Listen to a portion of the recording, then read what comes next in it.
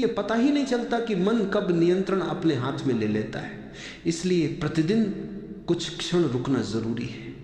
आंखें बंद करो, गहरी सांस लो और भीतर से कहो बस अब चुप। शुरू में मन नहीं मानेगा, वह और तेज दौड़ेगा, वह विचारों का तूफान खड़ा कर देगा। कभी वह तुम्हें बीते हुए दुख याद दिलाएगा, कभी भविष्य की चिंता देगा, कभी कहेगा यह व्यर्थ है, छोड़ो इसे, यही उसकी चालाकी है। लेकिन अगर तुम डटे रहो तो धीरे धीरे मन थकने लगेगा। याद रखना, मन तुम्हारा सेवक है।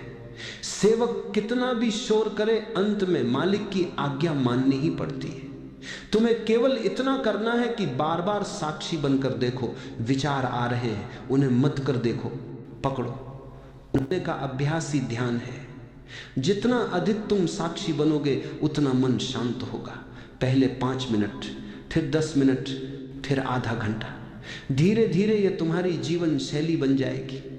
तब तुम्हें यह अनुभव होगा कि तुम मन के गुलाम नहीं बल्कि उसके मालिक हो। एक छोटा प्रयोग करो। जब भी गुस्सा आए तुरंत खुद से कहो रुको, मैं मालिक हूं। गहरी सांस लो, भीतर झांको, देखो गुस्सा मन का है, तुम्हारा नहीं। इस अभ्यास से धीरे धीरे गुस्सा अपनी पकड़ खो देगा। मालिक बनने का अर्थ है सजग रहना। सजगता हर क्षण तुम्हें याद दिलाती है कि तुम विचार नहीं हो, तुम उससे अलग हो और इसका लक्ष्य नहीं है। इसे अभी इसी क्षण अभ्यास किया जा सकता है। अभी गहरी सांस लो और मन से कहो शांत देखो।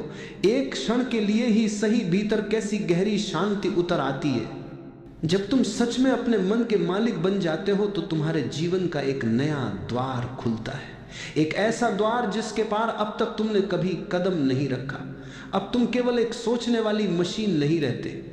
अब तुम्हारी पहचान विचारों, भावनाओं और परिस्थितियों तक सीमित नहीं रह जाती।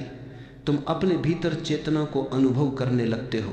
मन तक सीमित रहना ऐसा है जैसे किसी राजा का सेवक बन जाना।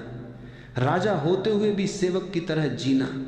जब तक मन का नियंत्रण तुम्हारे हाथ में नहीं, तुम उसी अवस्था में रहते हो।